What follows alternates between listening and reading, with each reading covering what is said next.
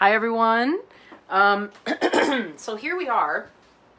We're about to look at the aces and just look at 1 through 10 in the suit of Vajras, all right, from the Buddha Tarot. Again, I'm using the Llewellyn version for the purpose of these videos because this guy is a big chunk, as you can see, and I absolutely freaking adore it because the detail and size and everything is just so marvelous. That said, to get everybody in shot here for reference, we really kind of need the smaller deck, and I also, I'm reading with this one right now. I'm using it for my own practice, and so I need to have a deck, or a copy of the deck that is in order because otherwise it's constantly putting things in and out of order. And it also means I'm not using any of my, any of my are in place decks because I need to study right now. Truthfully, the only one I've really been digging into and using regularly is the Alchemical Tarot. Again, I think I said this in the last video. I love it so much, I hardly know where to begin. I mean, love, love, love, love, love this deck. It just sings to me. Can you tell? Can you tell it sings? If you can't, I'll sing it to you. Yeah, I've become a profound fan of his work. Profound. So let's talk about what we're seeing here in his original aces, right? I think the alchemical one is the only one that really has a very odd looking bird or like bird snake thing in it. Let's see, how well am I getting this in shot? Here we go. It's kind of bizarre, right? It's a little weird. It's a little weird. So we're gonna read what he says in the book about these, okay? And again, for reference, this is the book I'm working with, right? Tarot, Magic, Alchemy, Hermeticism, and Neoplatonism, 2nd edition, available from his website, which will be in the bottom of all of these videos, $40, and you will never regret or have a better textbook on tarot, full stop, because he covers so much information. And it's lots of photos, pictures, it's shiny, it's beautiful. You will love it. You will love it. All right. So in the Ace of Swords, all right, Ace of Swords, what he has to say to us here, if we distill it down, is in the Alchemical Tarot's Ace of Swords, a basilisk, which is a serpent topped with a cock's head, right? There we are. Is spiraling up around the sword. The sword is upright in its element air. A bird for another symbol for air, is startled by the sight and flies away, boop, to our right. It's going, oh no, and it's getting the heck out of there.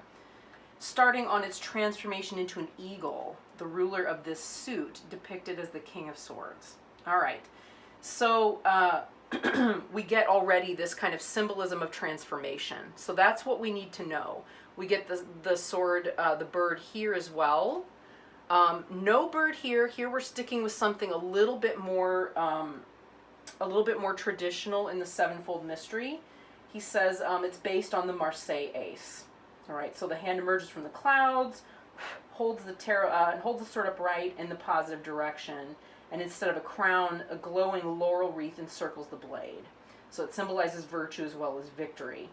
It suggests that the pursuit of virtue is the winning philosophy. Okay, so that's an important thing to take on board. Then when we get to this Alchemical Marseille, and I've said before how much of a fan I am of the alchemical TDM. What do we have? We have a tiny little white book because we don't have anything else, for this one. Although I would say that the majority of what you would want to know about TDM and how it corresponds with his alchemical system is going to be in this book as well, all right? But his little white books that he's included with all of his decks are worth their weight in gold if you're really just wanting a quick insight. So what he writes here about the ace, he writes, swords represent the element of air and the thinking function which asks, why are things the way they are? And is there a better way? So aces are a new beginning. Okay. A hand coming out of a cloud holds a sword upright and positive, right? It wins a crown. This represents positive thinking and the birth of an idea. The quote tells us that we need intellect to pierce the veil of bias and misconception. And it says, and thus it came to pass that we men see as through a dark mist the things of heaven. All right. So that's what we have here. Now, what do we have in the Buddha Tarot? So when we talk about the Ace of Vajras, what are we dealing with here? All right, because that's something that's important. So first we want to know the Vajra, or a Dorje in Tibetan, is the symbol of Akshobhya, the blue Buddha of the East, and the element of air. In some Buddhist icons, Akshobhya's color is white.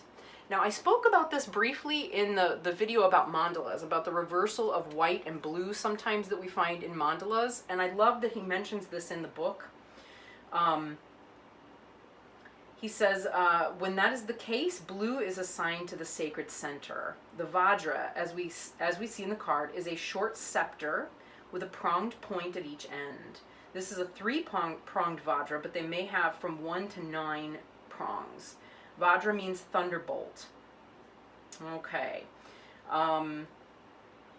Yeah, in Hindu tradition, it was the weapon of the god Indra, and similar weapons have been found on ancient Mesopotamian carvings. In Buddhism, it is the weapon of Akshobhya, who is the Buddha of wisdom. His Vajra represents the power of knowledge over ignorance. It is a weapon against evil thoughts and desires. So again, we're working with air, and we're working with thoughts and thinking. All right, so he says, it is fitting that this weapon should be connected with the sword of the tarot. Both weapons are associated with air. Aces represent a new beginning. In this case, it may be a new idea or a positive direction. This card represents positive thinking and constructive ideas. Words are connected to thoughts, and this card also represents affirmations. This suit is associated with the thinking function of Jungian psychology and with Jnana Yoga. All right, so I'm thinking of all you out there who are my friends who are yoga nerds. This is for you. Some of you are yoga nerds, Masha, and Buddhist nerds, and Robert in Place nerds. So this could hopefully be fun for you. Yeah. So we're seeing, the theme here is we're talking about, in all of these, the thinking function, positive thought, okay, and positive direction. Now, if you flash back, and I'm going to mention these things over and over again because I think they're important, and because if you hear them multiple times, they go in, right? This is how learning works. Repetition of ideas. There's so much could be said about this, but the repetition of ideas, the more we hear them, the more they go in, the more they sink in deeply, all right? It's also why we should analyze carefully, as we'll see in the next one, analyze carefully with thought and wisdom and discrimination what it is that you hear, what it is that you read, what the words are that you're taking in, because they change your brain, they change your mind, they change your thinking. All right, very crucial aspect here of the entire suit of swords and of Vajras, certainly as it applies to places, concepts, okay? Yeah, the mind has alchemical capacity to it to change the way that we view everything. And so much in our lives is dependent on view, isn't it? So that said, what we get here, the foundation of that, right? The aces are the seed. They contain all of the wisdom, all of the insight, the intelligence of the entire suit. Keeping in mind, too, that the Vajra family, right, in the mandala, I feel like I need a beautiful mandala that we can refer to every now and again visually, and I know just where to find one. Hold on. Here we go. All right, here's a mandala. This is one that I happen to have stitched. This is going to be a book cover. It just isn't yet, because I'm working on a book, or like a grimoire kind of. But more on that later. So this is the mandala of the 5 families. So here we have the Vajra family, right? We have the Buddha family in the middle, and I've kind of paid homage a little bit with, you know, the way that the color all works to this idea of the blue and the white kind of interchanging with one another in space, right? That kind of underpins the entire mandala. I don't know, I didn't think to do this for the mandala video, but we have it, right? We have it here, and it's covering, let's see, what did I put? It's, oh, Tantra Illuminated is under there. Okay. It's sitting on my work table in the other room. That's where I thought of it. So this, the Vajra family as a whole is representing the transformation of anger into mirror-like wisdom. All right. So we think of, this is why in Tibetan it's actually water. All right. But in this deck it's air, and it works. For tarot it really works. It's the only way to do it. But, you know, if we think of that mirror-like wisdom, anger, when you transform it, when you unpick it, when it's without thought, right? When it's in its purest form, in the way that this thunderbolt like Vajra is, you know, anger becomes clarity. You know, the mind becomes sharp. It becomes almost weapon-like, capable of penetrating all sorts of things. And it then has the capability of seeing the world around it as if a mirror, just like a mirror. Okay? So keep that in mind. You know, this concept of anger into mirror-like wisdom really penetrates all of what we have here in the deck. And in the suit of Vajras, all right, as you will shortly see. Now, let's go ahead and flip all of the cards over. We need to get into the 2s. I am having so much fun, you can tell, talking about this. You know, some of you maybe just go on a walk and play the headphones, you know. That's what I do. I have to get in my nerding and my video consumption that way a lot of the time, just by listening. Okay, so now we have a very clear theme emerging here, as you can see, right? We have 2 swords that cross one another, and we have the owl as wisdom. Now, I'm not going to turn over, I'm going to make it kind of a surprise. I mean, you know what's coming, but we have this idea of 2 swords crossing. There is a conflict. These are, you know, 2 hands in these cards, right? We've got 2 hands holding the swords. So it isn't the same as a woman sitting, you know, with the swords crossing her chest. We have swords that are actively being played and are in use, right? So there is a conflict, and that conflict is being, you know, this is en garde, or it is the first strike, one or the other.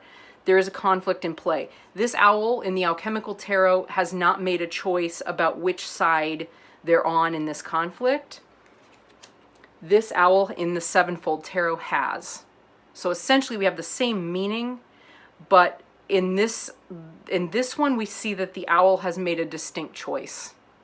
Okay, and he's clear in the book that they mean the same thing. You know, in the Magnum Opus and the TDM, we just get the essence of being, you know, and of course the owls represent wisdom. I don't think I said that. The owls represent Athena or wisdom, you know, and these are 2 conflicting thoughts or ideas. So if we think of that as a metaphor, the metaphor he's pointing to very specifically is debate. All right, we're looking at the metaphor of debate. Ideas that we don't know, you know, we don't know how to discern between the 2. They are conflicting ideas. How do we know which one to choose? We turn to our mirror-like wisdom. All right. Now, what we get here in, you know, in the, what is this? This is the Buddha Tarot. We get these 2 hand mudras, which as Westerners is not as clear, right? And the Vajras are side by side. They're not crossing one another. Well, they couldn't, because if they cross, we might mistake it for another suit. Right, we might mistake it for the double Vajra suit. Let's see, what does he write in both books? So in, let's see, the 2 of Swords. So for These, for the alchemical and sevenfold here, we have the Two of Swords returns to Atea's crossed swords, but in each hand, but each held in a hand and crossed in opposition as in a duel. Above them hovers Athena's owl, the symbol of wisdom. As swords are related to thinking, each of these swords may represent an idea in opposition, as in a debate. This is the Socratic method for finding truth. For this method to work, the goal of the debate cannot be for one side to dominate the other. It must be to uncover the truth, no matter who is right. In this dialectic method, an opinion is defended against verbal attacks, not intended to destroy the defendant, but to uncover any weaknesses or illogical contradictions in his or her theory. It is like cutting away the mother rock to expose a gem. The opponent may be viewed as a friend. All right, not quite what we're used to seeing, right? Not quite what, this is definitely not how we engage in political debate these days, is it?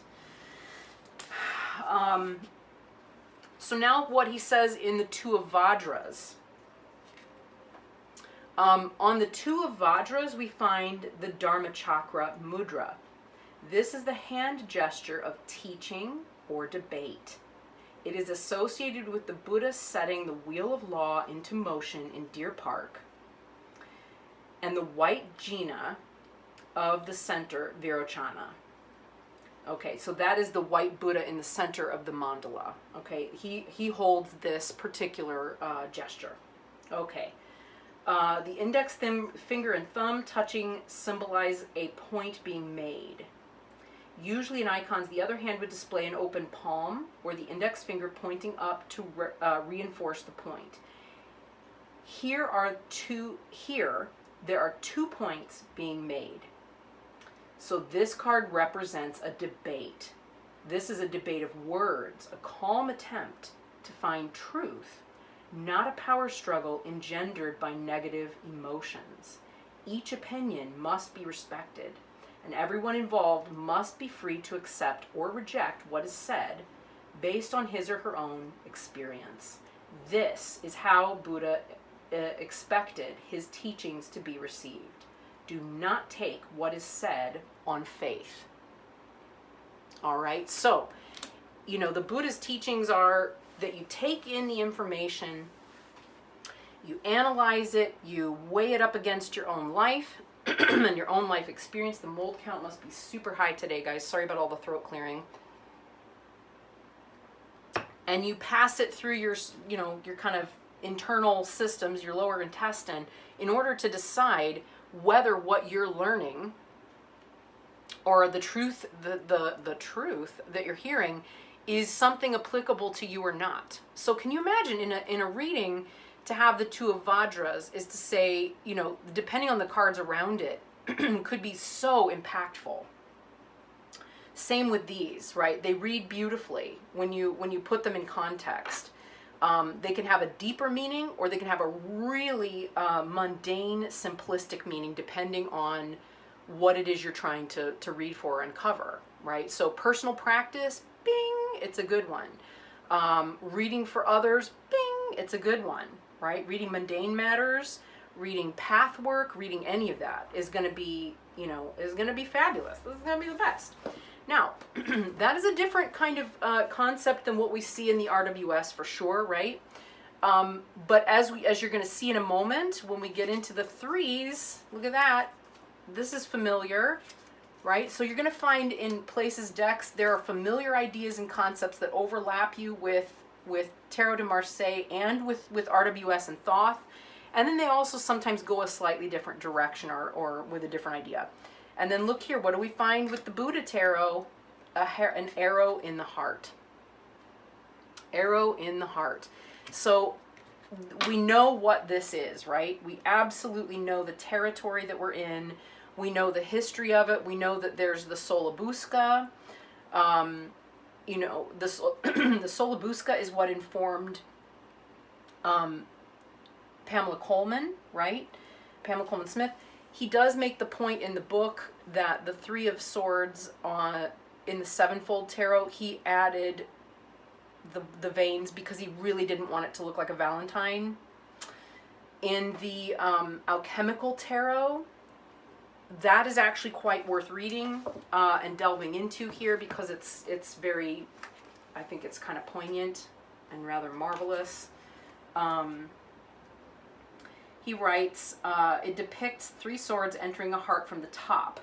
They're downward thrusting, implying a pain and negativity. The eye, let's see if I can move this up a little closer. I don't know if we're in shot because I'm still sitting.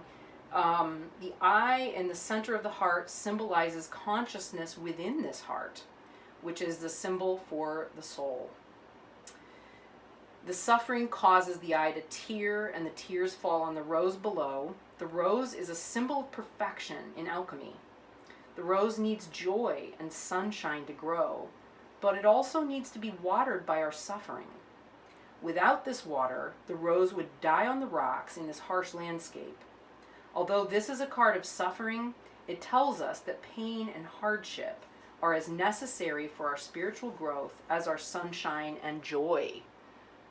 All right, so we don't judge. We do not judge the pain. We do not avoid the pain. Okay, we're not into aversion, right? Aversion is a very close relative of anger. And since we're here in the Vajra suit, right, we're learning as much as we can about this, the concept of transforming anger into this mirror-like wisdom. So we need to understand other close relatives of anger. When we look at anger, we've also got, we have hatred, we have aversion. You know, in the same way that we might hate something and want to destroy it, right, because we're angry at it. Sometimes when we're angry at something, the response we have is not so much to go towards it and strike out at it as it is to withdraw from it, right? So what he is saying here is don't withdraw from the pain. Similar meaning can be found here in the 3 of Vajras. Let's look at that. So he talks first about the Waite-Smith deck. He says, in the Waite-Smith Tarot, we find 3 swords piercing a heart on this card. Smith derived this image from a Renaissance 3 of Swords card found in the Solabusca deck. In keeping with the theme of pain in the heart, this card contains an image based on an illustration from the Tibetan healing tantras, right? Which would be related, it would be related to the Vajra family. It's a blue Buddha, Bhumispara is the medicine Buddha. Okay. Where was I? It's called the blue beryl, right? B-R-Y-L, like the stone beryl. And it depicts an arrow wound to the heart. This card represents pain and suffering. The wound to the heart suggests emotional suffering. Buddha taught that suffering is unavoidable in life. Through suffering, one learns to empathize with the suffering of others. In this light, suffering is love. It is better not to deny suffering. Let it run its course. You will heal. Now, I like that because, you know, he starts to verge into this idea of the Mahayana, which is, you know, all Buddhism contains the ideas of, you know, that life includes suffering. But in the Mahayana ideal, what we want to understand from our suffering is how to understand, identify, and desire to transform the suffering of others, right? So if it brings about empathy for the suffering of others, this is a good thing. Okay, this is a good thing. So there we go. So there is, there's our 3 of Swords. Moving on. Gotta flip them all over here. Now we're gonna see a very clear, very clear concept here. Everybody's meditating, all right? That is absolutely what we're doing here in this suit. Or sorry, in this number, in the 4. The 4 is a number of stability. Here, it is a number of mental stability. What's necessary if you want to deal with the pain of the heart? You need to find mental stability. You need to find a space where the mind can be grounded and stable and calm in order to hold space for that pain, okay? So let's see. The Alchemical Tarot's Four of Swords depicts a meditating woman. Behind her, on an embankment, four swords thrust down into the grass. Their negativity is put aside and grounded safely in earth. Seated in front and below, within the earth, the woman is deep in meditation. She is withdrawn into herself and deep into the earth, a symbol of her unconscious. Through meditation, she is letting go of her thoughts. They are grounded like her swords. Thistles grow where she's sitting, yet she's undisturbed by their thorns as well. She remains unattached to her conditions and to her thoughts and finds peace within herself. Okay, so he then says that, you know, the Sevenfold Tarot is the same thing, right? You know, she is, also she's nude, which is a symbol of her unencumbered purity. Her hands are raised in prayer to center her attention within. We have the same thing here, right? In the Alchemical Tarot, except we have an eye, right? The mind is alert and awake on some level. It is not, the mind is not shut. It's not closed. It's just deeply, deeply awake. So that eyeball gives us all the symbolism of the swords in the earth, the unconscious mind, etc., etc.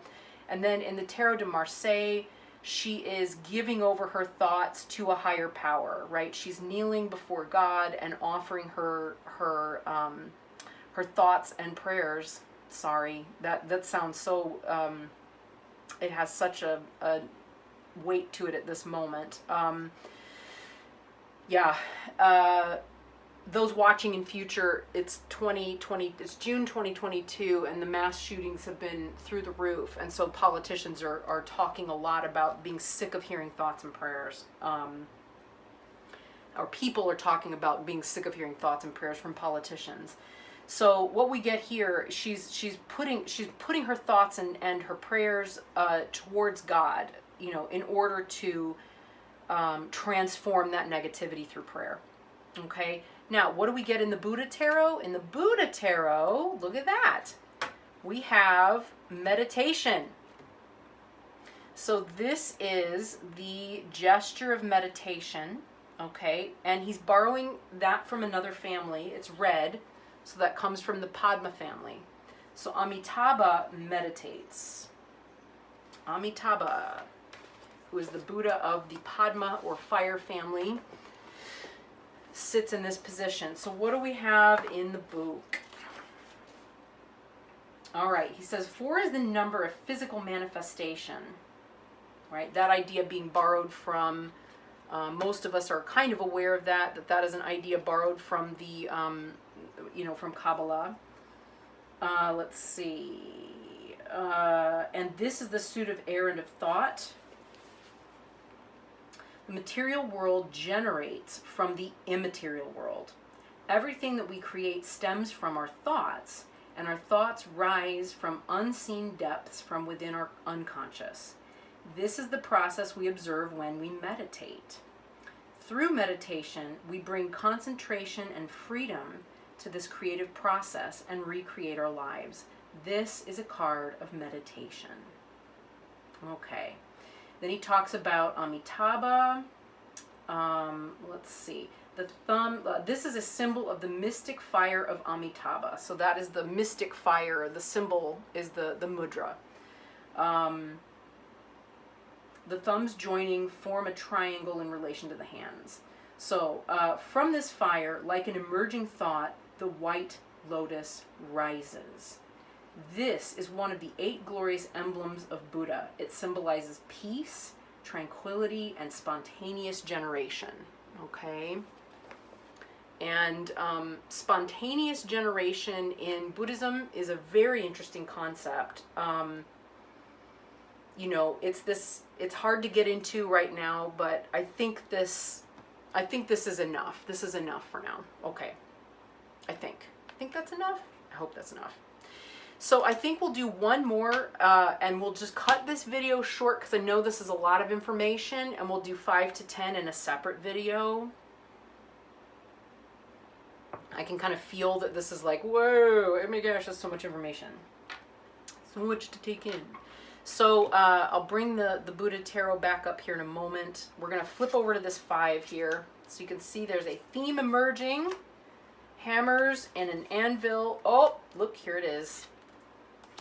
So having gone within, we've looked at our thoughts. We've examined them very deeply, okay, when we were meditating. And we found that there were some things within our thinking processes in dire need of repair. Okay, so what we get here is we get, I'm gonna have to stand up so I can see if I'm getting this in shot well enough. You can see on the wall, so this guy's repairing his swords. Okay, he's examined his thoughts, he's now repairing the swords, and he's, you know, it's a whole process. It's not straightforward. He's got to go in and hammer them out. He's got to kind of fight with them. He's got to dip the sword in oil, and he's got to heat it and cool it. You know, it's a whole alchemical process to be able to transform the way we think. Does that make sense? So it's not an easy process. It's something we have to really engage with. But this is the alchemical quality of turning the sword, right, which is about anger, into something that can pierce through to get to the truth. All right. So in order to do that, we sharpen the mind, we train it, we reform it, and we do that in great part by our thinking. So the upright swords in this card, whoops, where are we? Here we go. These swords are repaired, or they're in good shape.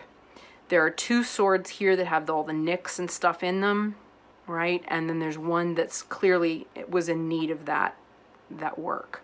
Okay, and the ones that need the repair face downward. All right. Similarly, we have a very similar image here in the Sevenfold Tarot, right, where we've got the downward facing swords. Whoops, this one and this one. With all the little nicks and stuff in them, and then the upward facing swords are the ones that are still okay, and he's working on one right there. Okay. Then in the Alchemical Tarot, you know, and in the alchemical, you know, Magnum Opus and TDM, we have the reminder of that symbolism through the hammers and the anvils. Now we get to the Buddha Tarot. Boo-ba-da-boo. We have something totally different. It's not the same thing at all. All right, we have our 5 Vajras, but then we have these guys sitting here at the bottom. All right, and one's got his hand up and the other one is handling him and looking to him. So we need to kind of understand where we're going here. But if you take from what we've got here, there's something to do with something being broken, right, that needs to be healed or repaired. And that is the main idea that we get here behind the 5 of Vajras. But let's look more closely at what he writes about the Buddha Tarot. So he says, this is another scene from the Tibetan, the blue beryl, B-E-R-Y-L beryl. A healer takes a man's pulse to determine how to proceed to cure him. Pulse diagnosis is practiced in China and Tibet. Its origins are from before the time that Buddhism entered. The doctor has attuned himself to the subtle energies in his patient's body, and from their rhythms, he can gather detailed information about the patient's health. This card represents someone or something that needs healing or fixing. It also represents the ability to heal or fix. Okay? Now, if we look at this in terms of the ideas that underpin, you know, Buddhism and the Vajra family, we each have the ability to heal or fix ourselves, right? The Vajra family is not outside of ourself, it's within ourself. It's part of the mandala, the entire mandala of the self. Let's get that mandala back in shot here. Here we go, right? So this circle is not outside of you.